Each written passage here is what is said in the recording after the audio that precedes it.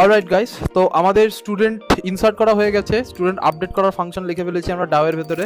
এখন আমাদের যেটা দরকার সেটা হলো স্টুডেন্ট ডিলিট, তারপরে আমরা স্টুডেন্টটাকে ফেচ করার ফাংশনটা লিখবো। তো আমি আরেকটা ফাংশন বানাচ্ছি, পাবলিক স্ট্যাটিক, এটাও বুলিয়ান নেব, সব কিছুই আমার লাস্ট অবধি ট্রু আর ফলস রিটার্ন করবে। বুলিয়ান, এটা নাম দেবো আমি ডিলিট স্টুডেন্ট।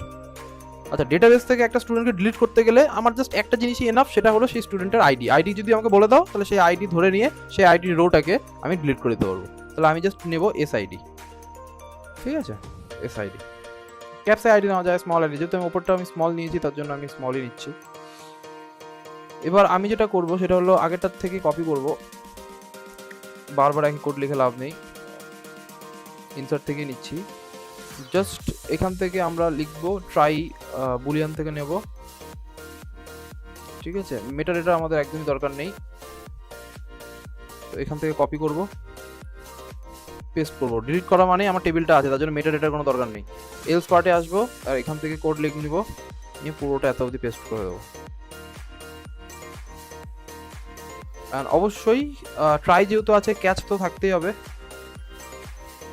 আর যদি ক্যাচ সেকশনে বাই চান্স চলে আসলো ডিউ টু সাম এক্সেপশন, তাহলে আমি প্রথমে যেটা করবো সেটা হলো প্রিন্ট স্ট্যাক ট্রেস দিয়ে প্রথমে প্রিন্ট করবো কি প্রবলেম হচ্ছে, আর প্রিন্ট হয়ে গেলে তারপরে আমি রিটার্ন করে দেবো কি আমার স্ট্যাটাসটাকে। স্ট্যাটাসটা রিটার্ন করা মানে বাই ডিফল্ট ওটা ফলস আছে, তো ফলস রিটার্ন হয়ে যাবে। আর যদি ক্যাচে না আসলো তাহলে সাকসেসফুলি আমি এখানে রিটার্ন করে দেবো কাকে, স্ট্যাটাসকে। আর এই জায়গাটায় আমি এসে কি করব, স্ট্যাটাসটাকে তার আগে ট্রু করে দেবো। বাস, এত দূর তো হয়ে গেল আমার। এখন আমাকে এখানে সেট করতে হবে। তো প্রথমে আমি উপর থেকে দেখি, প্রথমে আমাকে যেটা করতে হবে ক্রিয়েটের জায়গায়, ক্রিয়েট টেবিল আমার দরকার নেই, এগুলো আমার একদমই দরকার নেই। একটু অ্যালাইনমেন্টটা ঠিক করে নিই, ইন্ডেন্টেশন আমার ভুলভাল হয়ে গেছে এখানে, ঠিক আছে। হ্যাঁ, এবার আমাকে কোয়ারি চেঞ্জ করতে হবে, ডিলিট করতে হবে। Delete query is very easy. কি লিখবো এখানে আমি, ডিলিট ফ্রম স্টুডেন্ট, টেবিলের নাম where, delete from student where SID equal to question mark. এই কোশ্চেন মার্কের জায়গায় আমি কি করব, এখানে ইনসার্ট করে না, এখানে জাস্ট কোয়ারি, আমি এখানে ওয়ানের মধ্যে এটা আমি এখানে সরিয়ে দিচ্ছি। জাস্ট আমি যেটা এসেছিল, কি এসেছিল, একটাই তো কোশ্চেন মার্ক, কি এসেছিল, আমি কি পাঠিয়েছিলাম SID, এখানের মধ্যে আমি লিখে দেবো SID, দ্যাটস ইট। আর এখানে সেট স্ট্রিং না, এখানে সেট ইন্টিজার, INT। হ্যাঁ, ঠিক আছে, বাস। তাহলে আমাদের ডিলিট ফাংশনটাও কমপ্লিট। তো ডিলিট ফাংশনটা কমপ্লিট হলো, ঠিকঠাক কি হলো না সেটা আমি চেক করে নিই। কোথায় চেক করব, এইখানে এসে চেক করে দিই।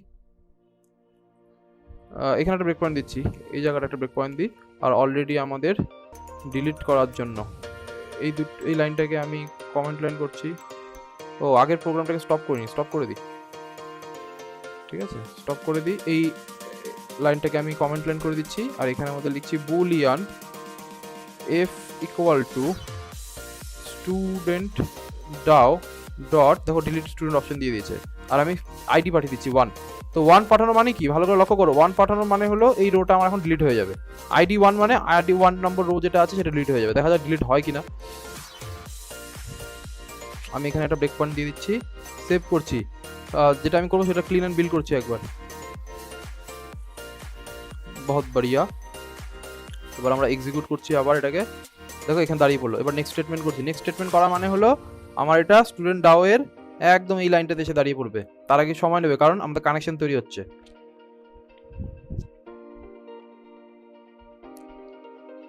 ঠিক আছে। নেক্সট করলাম, নেক্সট এক্সিকিউট আপডেট করলাম, স্ট্যাটাস ট্রু হয়ে গেল, রিটার্ন করলাম ট্রু, অ্যান্ড ট্রু প্রিন্ট করে দিলাম। আউটপুটে যদি যাই তাহলে দেখো ট্রু প্রিন্ট হয়ে গেছে। ট্রু প্রিন্ট হয়ে যাওয়া মানে ডিলিট হয়ে যাওয়া উচিত। দেখা যাক এবার ডেটাবেসে ডিলিট হয়েছে কিনা। সিলেক্ট স্টার ফ্রম স্টুডেন্ট যেই করবো আমি, দেখো আমার ডিলিট হয়ে গেছে। তার মানে কি ডিলিট ফাংশনও আমার ঠিকঠাক কাজ করে ফেললো। তাহলে আমাদের ডিলিট ফাংশন হয়ে গেল, ডিলিট ফাংশনের কাজ শেষ, ডিলিট হয়ে গেল, ইনসার্ট হয়ে গেল, অ্যান্ড আপডেটও হয়ে গেছে। এবার আমাদের ফেজটা দেখতে হবে, সিলেক্ট স্টার যেটা হয় সেটা আমরা দেখিয়ে দেবো, ঠিক আছে।